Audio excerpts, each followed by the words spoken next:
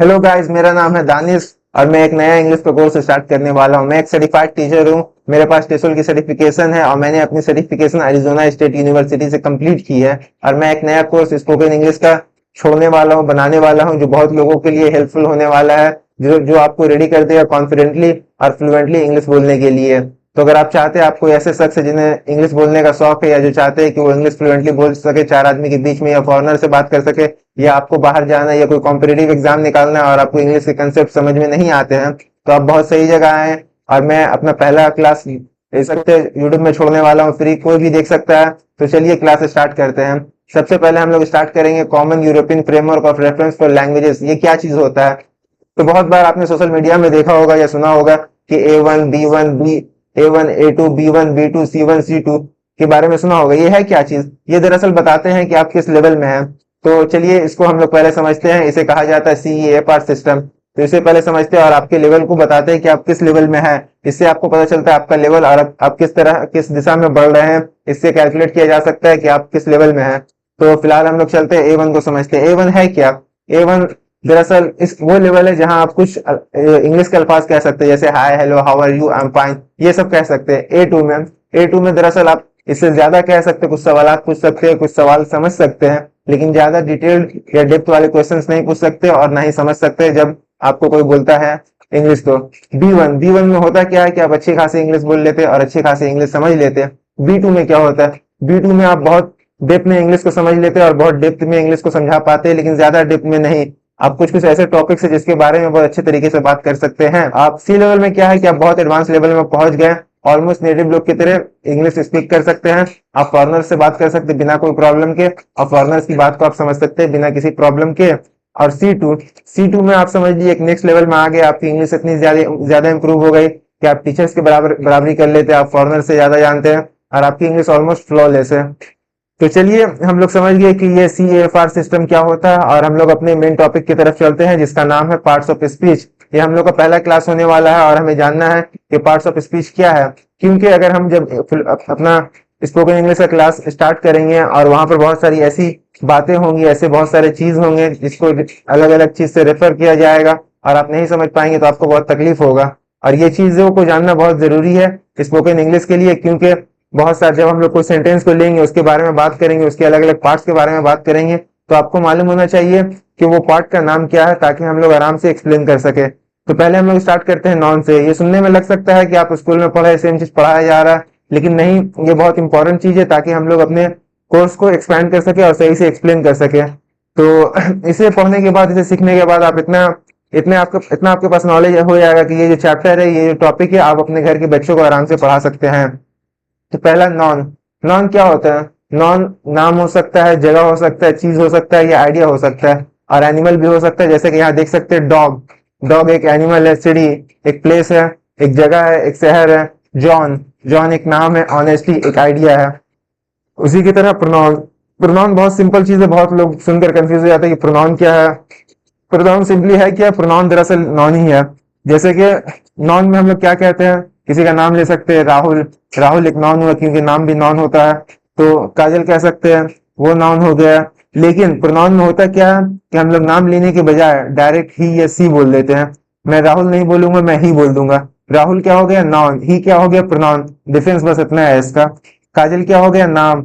सी क्या हो गया? प्रोनाउन। बस यही डिफरेंस है और कुछ डिफरेंस नहीं है। एग्जाम्पल के तौर पे देख सकते हैं, नॉन में ये सब चीजें आती हैं।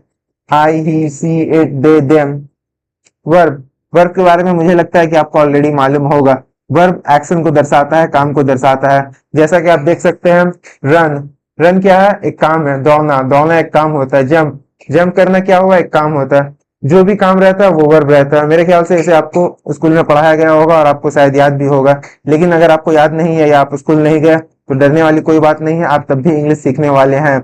एडजेक्टिव। ठीक है। तो एडजेक्टिव क्या होता है? एडजेक्टिव का नाम जब भी आप सुने, आपके दिमाग में नॉन और प्रोनाउन आना चाहिए, क्योंकि एडजेक्टिव नॉन और प्रोनाउन को मॉडिफाई करता है या उसके बारे में बताता है। जैसे कि हमने एग्जांपल में बोला काजल। काजल क्या हुआ? नॉन। लेकिन उसका प्रोनाउन क्या हुआ? सी। तो मैं कहता हूँ काजल ब्यूटीफुल है। तो ब्यूटीफुल क्या बता रहा है कि काजल काजल क्या है? ब्यूटीफुल डिस्क्राइब कर रहा है काजल को।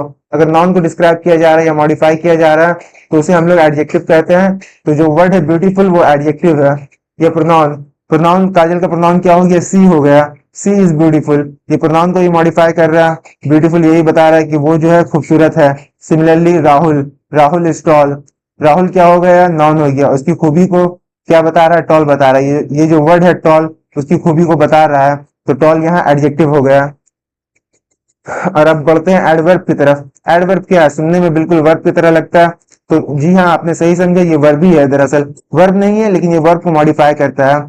तो जब भी आप एडवर्ब के बारे में सुने, आपके दिमाग में वर्ब आना चाहिए। वर्ब करता क्या है, एडवर्ब के बारे में बताता है। जैसे कि हमने देखा यहाँ पर एग्जाम्पल, रन, रन क्या हो गया, काम हो गया, और मैंने कह दिया ही रन्स क्विकली, तो यहाँ पर क्या बताया जा रहा है, काम को कैसे किया जा रहा है, दौड़ा कैसे जा रहा है, दौड़ा दौड़ा जा रहा है क्विकली, फास्ट दौड़ा जा रहा है। तो यहाँ पर वर्ब को जो बताता है, वर्ब को कैसे किया जा रहा है जो बताता है, उसे हम लोग एडवर्ब कहते हैं। ठीक है, तो हम लोग प्रीपोजिशन की तरफ बढ़ते हैं। प्रीपोजिशन क्या बताता है, प्रीपोजिशन किसी चीज की पोजीशन को बताता है। इन, ऑन, एट, ये सब प्रीपोजिशन है। इन क्या हुआ, किसी चीज के अंदर, ऑन क्या हुआ, किसी चीज के ऊपर, एट क्या हुआ, एट का मतलब ऑन भी हो सकता है, इन भी हो सकता है। इसके बारे में हम लोग डिस्कशन करेंगे अपने एक अलग टॉपिक में। प्रीपोजिशन बहुत ही क्रिटिकल चीज है, बहुत सारे टीचर से भी इसके बारे में मिस्टेक हो जाता है, तो इसके लिए हम लोग एक अलग टॉपिक में डिस्कस करेंगे। बढ़ते हैं हम लोग कंजक्शन की तरफ। कंजक्शन हमारे लिए उतना इंपॉर्टेंट नहीं है, ना ही इंटरजेक्शन है, लेकिन तब भी आपको मालूम हो कंजक्शन और इंटरजेक्शन क्या होता है, इसलिए मैं आपको बता देता हूँ। कंजक्शन क्या होता है, एक सेंटेंस को दूसरे सेंटेंस से कनेक्ट जो किया जाता है, जो वर्ड यूज करते हैं कनेक्ट करने के लिए, उसे हम लोग कंजक्शन कहते हैं। जैसे कि एंड, बट, और, बिकॉज, ऑल्दो, ये सब चीज क्या कहते हैं, एक सेंटेंस को दूसरे सेंटेंस से कनेक्ट करते हैं, तो इसे कंजक्शन हम लोग कहते हैं। इंटरजेक्शन, इंटरजेक्शन क्या चीज है, इंटरजेक्शन बेसिकली आपके एक्सप्रेशन को बताता है, आपके इमोशन को बताता है। कोई चीज देख के आप बोल देते वाओ, या चोट लगने पे बोल देते आउच, या गलती होने में आप लोग बोल देते उप्स, तो ये जो इमोशन और एक्सप्रेशन को बताता है। तो चलिए अब इन सब चीजों को डिटेल में हम लोग पढ़ते हैं। नॉन, जैसा कि मैंने कहा था, नॉन नाम होता है किसी भी चीज का, जैसे कि पीपल, पीपल में नाम क्या हो सकता है, जॉन, टीचर, डॉक्टर, गर्ल, तो ये सब क्या हो गया, ये सब नॉन हो गया। प्लेस, जैसे कि मैंने कहा था, लंदन, सिटी, स्कूल, पार्क, ये सब नाम हो गए। Things, table, computer, book, car, dog, cat, elephant, animal में, आइडियाज में, happiness, freedom, time, truth, everything is noun. जितने भी चीजों के नाम होते हैं वो हर चीज नॉन होते हैं। अगर किसी का नाम नहीं वो नॉन नहीं। लेकिन यहाँ आप कह सकते हैं, यहाँ अगर मैंने कहा कि हर चीज नॉन होती है, तो फिर आप कहेंगे रॉड भी नॉन होगा, ऑन भी नॉन होगा, द भी नॉन होगा। नहीं, ये सब चीजें नाम नहीं है। टीचर नाम हो सकता है, बोर्ड नाम हो सकता है, लेकिन ये सब चीजें नाम नहीं है, ये सब चीजें वर्ड्स है। नॉन वर्ड्स हो सकता है, लेकिन वर्ड्स नाम नहीं हो सकता सारे। तो हम लोग आगे बढ़ते हैं। लंदन, लंदन एक प्लेस है, एक सिटी है, तो ये भी जाहिर सी बात है नॉन हुआ, इसका नाम है। सिटी, सिटी भी एक नाम है, तो ये भी नॉन हुआ। और आप पूछ सकते हैं मुझसे कि वेरी भी तो नाम है, लेकिन नहीं, वेरी नाम नहीं है, ये एक वर्ड है, एक चीज के बारे में बताया जा रहा है, तो ये नाम नहीं हुआ। एनिमल, एनिमल में डॉग नाम है। टॉय, टॉय भी एक नाम है। हैप्पीनेस एक आइडिया है। थिंग एक चीज है, एक नाम है, वो भी नॉन हुआ। लाइफ ये भी नॉन हुआ। जॉन ये भी नॉन हुआ। तो आप, मुझे लगता है आपको समझ में आ गया प्रोनाउन का मतलब क्या होता है।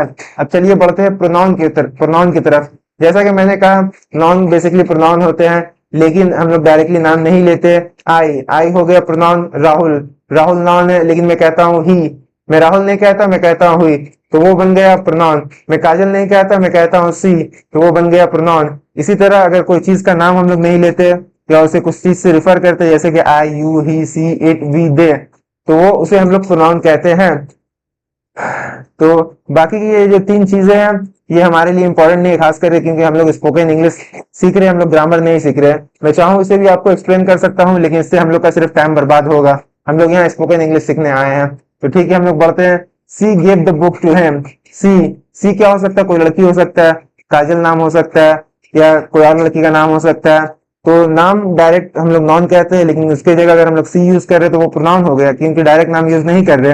हिम कोई लड़का हो सकता है, राहुल हो सकता है, लेकिन यहाँ हम लोग उसे हिम बोल रहे हैं, तो ये प्रोनाउन हो गया। योर्स मतलब तुम्हारा या तुम, ये हो गया प्रोनाउन। माइन मेरा या मैं, तो इसका मतलब मैं अपना नाम नहीं ले रहा, डायरेक्ट अपने बारे में बता रहा हूँ। ये पोजीशन एक किस्म का होता है। तो आपको आइडिया मिल गया होगा कि प्रोनाउन क्या होगा। चलिए हम लोग बढ़ते हैं वर्ब्स की तरफ। वर्ब क्या होता है, वर्ब आपको मालूम होगा कि वर्ब का मतलब काम होता है, एक्शन होता है। तो यहाँ पर लिखा हुआ भी है एक्शन। रन एक एक्शन है, एक काम है। जंप, जंप करना एक काम है। लिखना एक काम है। खाना एक काम है। गाना एक काम है। State of being, state of being am is are was verb be. आपको लगता होगा ये तो वर्ब नहीं है, ये तो काम नहीं है, ये इसे हेल्पिंग वर्ब कहा जाता है, ये काम को बताता है, काम को दर्शाता है, तो ये सब हेल्पिंग वर्ब है। अब बाकी के ये जो दो पार्ट है ये इसका कोई इंपॉर्टेंस नहीं है हम लोग के स्पोकन इंग्लिश में, तो इसे भी इसका इंपॉर्टेंस दरअसल है, लेकिन ये ग्रामर के पार्ट में आ जाता है और हम लोग यहाँ ग्रामर सीखने नहीं आए, स्पोकन इंग्लिश सीखने आए, तो हम लोग सिर्फ उस चीज में फोकस करेंगे जो हमारे लिए इंपॉर्टेंट है। अब यहाँ देखते हैं examples. The student study very every night. यहाँ स्टडी, स्टडी क्या एक काम है, पढ़ना एक काम होता है, तो यहाँ स्टडी आपका हो गया वर्ब। यहाँ पर सी इज ब्रिलियंट, इज क्या है, इज हेल्पिंग वर्ब है, जैसा कि मैंने ऊपर बताया था इज एम आर, तो ये भी एक वर्ब है जो बता रहा है कि क्या, स्टेट को बता रहा है कि वो एक डॉक्टर है। तो चलिए दूसरे एग्जाम्पल, दूसरे एडजेक्टिव्स की तरफ बढ़ते हैं। तो जब भी आप एडजेक्टिव्स का नाम सुने आपके दिमाग में नाउन और प्रोनाउन आना चाहिए, जैसा कि मैंने पहले बताया था। तो एडजेक्टिव्स क्या करते हैं, नाउन और प्रोनाउन को मॉडिफाई करते हैं, उसे एनहांस करते हैं। जैसे कि एग्जाम्पल के तौर पे पहले हम लोगों ने डिस्कस किया था सी इज ब्यूटीफुल, सी क्या है, प्रोनाउन है, वो क्या है, ब्यूटीफुल है, उसके बारे में बताया जा रहा है, उसे मॉडिफाई, उसको डिस्क्राइब किया जा रहा है, नाउन या प्रोनाउन को डिस्क्राइब किया जा रहा है, जिस वर्ड के जरिए डिस्क्राइब किया जा रहा है उस वर्ड को एडजेक्टिव कहते हैं। He is very tall, T क्या हुआ, प्रोनाउन हो गया, टॉल क्या हुआ, उसे बताया जा रहा है कि वो लड़का टॉल है, तो जो वर्ड का इस्तेमाल हम लोग कर रहे हैं उसकी खूबी को बताने के लिए उसे हम लोग एडजेक्टिव कहते हैं। तो हम लोग ये जो दो अलग पार्ट है ये भी ग्रामर के पार्ट आते हैं, तो इसके बारे में हम लोग डिस्कस नहीं करेंगे क्योंकि हमारा मेन फोकस स्पोकन इंग्लिश की तरफ है। सी वोर अ ब्यूटीफुल रेड ड्रेस, तो ब्यूटीफुल, ब्यूटीफुल क्या बता रहा है कि ड्रेस, जो ड्रेस है वो ब्यूटीफुल है, ड्रेस क्या है, नॉन है, और रेड क्या है, रेड भी बता रहा है कि जो ड्रेस है उसका कलर क्या है। यहाँ पर दो एडजेक्टिव का इस्तेमाल किया जा रहा है, एक नॉन के बारे में बताने के लिए कि वो ब्यूटीफुल है और रेड है, उसकी खूबी को बताने को एडजेक्टिव कहा जाता है। तो ठीक है, हम लोग चलते हैं अब इसके तरफ, एडवर्ब्स की तरफ। एडवर्ब्स क्या है, जैसा कि मैंने कहा था कि जब भी आप एडवर्ब का नाम सुने आपके दिमाग में वर्ब आना चाहिए। एडवर्ब करता क्या है कि बताता है कि वर्ब को किस तरीके से किया जा रहा है। जैसे हमने एग्जाम्पल में बात किया था रन, रन एक वर्ब है, लेकिन ही रन्स क्विकली, यहाँ बताया जा रहा है कि जो रन किया जा रहा है, जो दौड़ा जा रहा है वो क्विकली किया जा रहा है, जो वर्ब, जो एक्शन को परफॉर्म किया जा रहा है उसे किस तरीके से किया जा रहा है, तो किस तरीके से किया जाता है वर्ब को, उसको जो वर्ड उसे बताता है उसे हम लोग कहते हैं adverb. Carefully, he reads very carefully, तो रीड, रीड हो गया वर्ब, केयरफुली पढ़ा किया जा रहा है, केयरफुली पढ़ा जा रहा है, तो ये हो गया adverb. Loudly, he speaks very loudly, speak क्या हुआ, स्पीक हुआ आपका वर्ब, किस तरीके से स्पीक किया जा रहा है, किस तरीके से बोला जा रहा है, लाउडली, यहाँ बताया जा रहा है कि वर्ब को किस तरीके से किया जा रहा है, तो यहाँ लाउडली आपका हो गया एडवर्ब। ब्यूटीफुली, नेक्स्ट एग्जांपल, तो beautifully he sings very beautifully या सी सिंग्स वेरी ब्यूटीफुली, सिंग क्या हो गया वर्ब, किस तरीके से सिंग किया जा रहा है, ब्यूटीफुली, तो ये हो गया आपका एडवर्ब। तो ये बाकी जो तीन पार्ट है ये भी ग्रामर की पार्ट है, तो हमारे काम नहीं आने वाले, हम लोग स्पोकन इंग्लिश में अपना फोकस रखना चाहते हैं। ही ran quickly to the station, यहाँ रैन, रैन क्या हो गया, वर्ब हो गया, किस तरीके से दौड़ गया, क्विकली, तो जो एक्शन को बता रहा है किस तरीके से किया जा रहा है उसे हम लोग कहते हैं एडवर्ब। तो हम लोग बढ़ते हैं प्रीपोजिशन के बारे में, जो कि बहुत ज्यादा इंपॉर्टेंट है, इसके बारे में बहुत लंबा डिस्कशन होने वाला है हमारे मेन कोर्स में, और इसे आपको बिल्कुल भी मिस नहीं करना है। इसमें बहुत लोग मिस्टेक करते हैं, यहाँ तक कि बहुत सारे इंग्लिश टीचर्स भी मिस्टेक करते हैं। अब मैं नहीं चाहता कि ये मिस्टेक आप करें, आपको इतना बता दिया जाएगा कि आप अपने इंग्लिश टीचर को कह सकते हैं कि आप गलत कर रहे हैं, आप गलती कर रहे हैं प्रीपोजिशन में। ठीक है, तो आगे बढ़ते हैं हम लोग। एग्जाम्पल के तौर पे प्रीपोजिशन क्या होता है, आप प्री को हटा दिए, पोजीशन को छोड़ दिए, तो आपको पता चलता है कि ये पोजीशन को बताते हैं। यहाँ पर एग्जाम्पल हम लोग, एग्जाम्पल क्या है, इन के मतलब क्या होता है, अंदर, ये लोकेशन बता रहे हैं, पोजीशन बता रहा है। ऑन मतलब किसी चीज के ऊपर, ऑन का मतलब होता है ऊपर, ये भी पोजीशन बता रहा है। अंडर किसी चीज के अंदर, ये भी पोजीशन बता रहा है। बिहाइंड किसी चीज के पीछे, बिहाइंड मतलब पीछे होता है, तो ये भी पोजीशन बता रहा है। अबव किसी चीज के ऊपर, अबव भी पोजीशन बता रहा है। यहाँ अब दूसरी तरफ बढ़ते हैं, टाइम, यहाँ पर तीनों चीजें हम लोग के लिए इंपॉर्टेंट है। तो टाइम, टाइम दूसरा example, at, during, before, after, until, तो यहाँ पर प्रीपोजिशन का इस्तेमाल किया जाता है टाइम के लिए भी, और किस तरीके से इस्तेमाल किया जाता है इसके बारे में हम लोग डिस्कशन करेंगे बहुत ही ज्यादा डेप्थ में। तो हम लोग बढ़ते हैं एग्जाम्पल सेंटेंस की तरफ। The book is on the table, तो यहाँ बताया जा रहा है बुक टेबल के ऊपर है, तो यहाँ पर जो वर्ड का इस्तेमाल किया जा रहा है उसका लोकेशन को बताने के लिए ऑन वर्ड का इस्तेमाल किया जा रहा है, तो यहाँ पर प्रीपोजिशन ऑन है।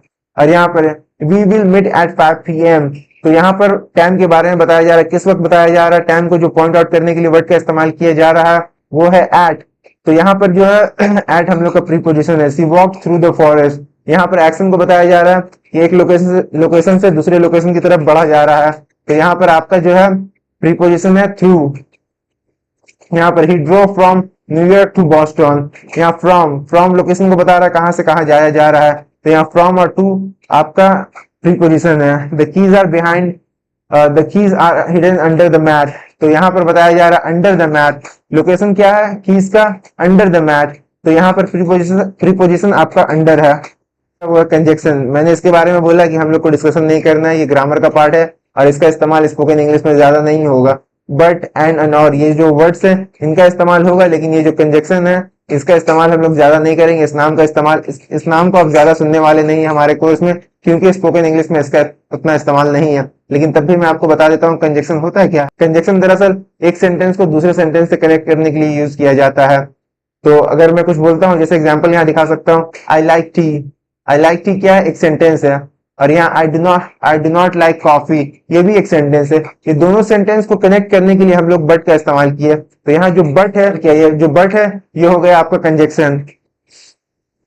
अब बढ़ते हैं इंटरजेक्शन की तरफ। इंटरजेक्शन क्या है? सिंपली अपने फीलिंग को एक्सप्रेस करना, वाओ, हुर्रे, ये सब जो वर्ड्स है ये इंटरजेक्शन हो गए। इसका भी इस्तेमाल हम लोग नहीं करने वाले हैं ज्यादा, और ना ही इसके बारे में आप ज्यादा सुनने वाले हैं।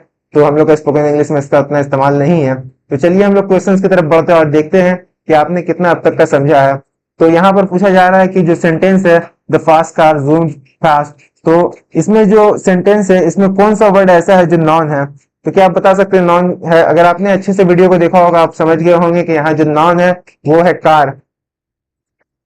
दूसरे क्वेश्चन की तरफ बढ़ते हैं। Which part of speech replaces a non? जैसा कि मैंने कहा था नॉन क्या होता है, नॉन किसी का नाम हो सकता है या प्लेस हो सकता है। एग्जाम्पल के तौर पे राहुल, राहुल एक नाम है, लेकिन राहुल को अगर हमें रिप्लेस करना होगा हम कह सकते हैं ही क्या है? प्रोनाउन है। तो मतलब नॉन को प्रोनाउन रिप्लेस करता है। तीसरे क्वेश्चन की तरफ बढ़ते हैं। Identify the verb. यहाँ हम लोग को वर्ब पता करना है। वर्ब का मतलब क्या होता है? काम होता है। तो यहाँ पर क्या काम हो सकता है? सी सिंग्स ब्यूटीफुली। यहाँ पर 3 वर्ड दिया गया है, इन तीनों वर्ड्स में से कौन सा वर्ड काम होगा? जी हाँ, आपने सही कहा। यहाँ जो वर्ब है वो है सिंग्स, क्योंकि गाना एक काम है। और अगर हम लोग बात करें सी की, तो सी क्या हुआ? सी प्रोनाउन हुआ। और ब्यूटीफुली, ये ब्यूटीफुली क्या बता रहा है? गाना को ब्यूटीफुली गाया जा रहा है। तो यहाँ पर ये एडवर्ब हुआ। तो सही जवाब होगा सिंग्स, जो कि वर्ब है। Which word is an adjective? तो यहाँ पर एडजेक्टिव क्या है? मैंने आपको क्या कहा था, जब भी एडजेक्टिव की बात हो आपके दिमाग में नॉन और प्रोनाउन आना चाहिए। एडजेक्टिव क्या करता है? नॉन को या प्रोनाउन को मॉडिफाई करता है। तो यहाँ पर एडजेक्टिव होगा हैप्पी, क्योंकि हैप्पी एक ऐसा वर्ड है जो सेंस बना रहा है। He is happy, she is happy, Rahul is happy. तो हैप्पी जो है बता रहा है नॉन या प्रोनाउन के बारे में, तो ये एडजेक्टिव हो गया। क्विकली क्या हो सकता है? एडवर्ब हो सकता है। हैप्पीनेस क्या हो सकता है? नॉन, ये एक आइडिया है। टू क्या हो सकता है? प्रीपोजिशन हो सकता है। तो यहाँ पर ये ऑप्शन बचा, he is happy, she is happy, Rahul is happy. तो ये जो है नॉन या प्रोनाउन के बारे में बता रहा है, उसे मॉडिफाई कर रहा है, तो ये एडजेक्टिव हुआ। यहाँ पर है he ran quickly. The underline word is a, क्या है? अंडरलाइन वर्ड जो है क्विकली। क्विकली किस चीज को दर्शा रहा है? क्या बता रहा है? क्विकली बता रहा है कि रैन जो है यानी कि जो वर्ब है वो उसको जल्दी किया जा रहा है। वर्ब के बारे में बताया जा रहा है, वर्ब किस तरीके से किया जा रहा है। तो यहाँ पर ये हो जाएगा एडवर्ब, क्योंकि वर्ब के बारे में, वर्ब को किस तरीके से परफॉर्म किया जा रहा है, जो वर्ड बताता है उसे हम लोग एडवर्ब कहते हैं। छठे नंबर क्वेश्चन में आते हैं। Which part of speech shows the relationship between a non and the other words in a sentence? इसका जवाब होगा प्रीपोजिशन। ये थोड़ा डेप्थ वाला चीज है जिसे हम अपने फुल कोर्स में बताने वाले हैं, तो हम लोग स्किप करके सेवन नंबर क्वेश्चन में आते हैं। Identify the conjunction I wanted to go but I was tired.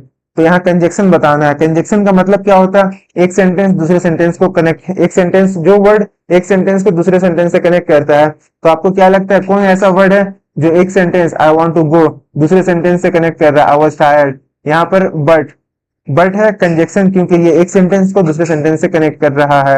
8 number question में बोला जा रहा है wow that was amazing. Word is wow. Wow क्या है? जैसा कि मैंने बताया था इंटरजेक्शन है। इसके बारे में हमें उतना फोकस नहीं करना है कि इंटरजेक्शन क्या है, कंजक्शन क्या है, तो हम लोग आगे बढ़ सकते हैं। Which of this is a non? Non क्या है? ठीक है, मैंने एक्सप्लेनेशन में वो अच्छे तरीके से समझाया था कि नॉन कोई जगह भी हो सकता है। तो यहाँ पर होगा सिटी, क्योंकि जंप एक वर्ब हो गया, ये काम है। वेरी एडवर्ब हो सकता है, ये एडजेक्टिव हो सकता है। रैपिडली एडवर्ब हो सकता है, एडजेक्टिव हो सकता है, डिपेंडिंग ऑन द सेंटेंस। तो यहाँ पर जो सिटी है, जो एक जगह है, वही नॉन है। यही एक लास्ट ऑप्शन है और मैंने एग्जाम्पल में बता भी दिया था, किसी भी जगह या सिटी को नाउन नाउन कहा जा सकता है, कहा जाता है, कहा जा नहीं सकता, कहा जाता है, तो सिटी एक नाउन हुआ। Find the pronoun they are playing in the garden. तो यहाँ प्रोनाउन क्या हो सकता है? सिंपली कोई भी कह सकता है दे, क्योंकि यहाँ कुछ लोग हैं जिनके बारे में हम बात कर रहे हैं लेकिन उनका नाम नहीं ले रहे, उनको रिफर कर रहे हैं दे से, तो वो प्रोनाउन हुआ।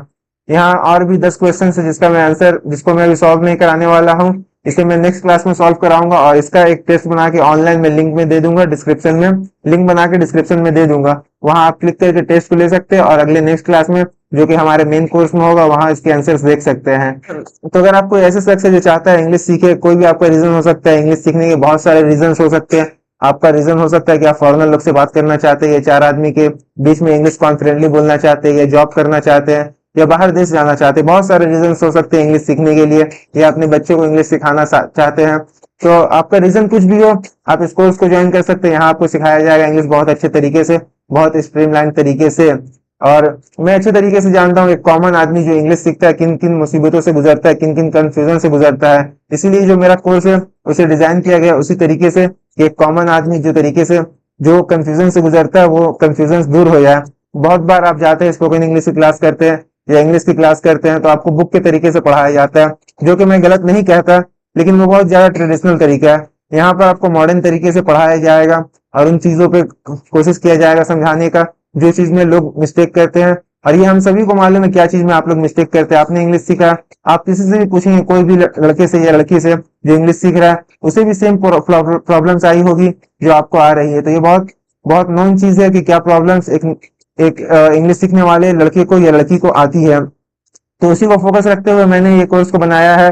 तो अगर आप इंटरेस्टेड है सीखने में तो आप मेरे नीचे दिए गए नंबर में मुझे मैसेज कर सकते हैं या कॉल कर सकते हैं और डिस्कस कर सकते हैं कि इस कोर्स को कैसे ज्वाइन करना है।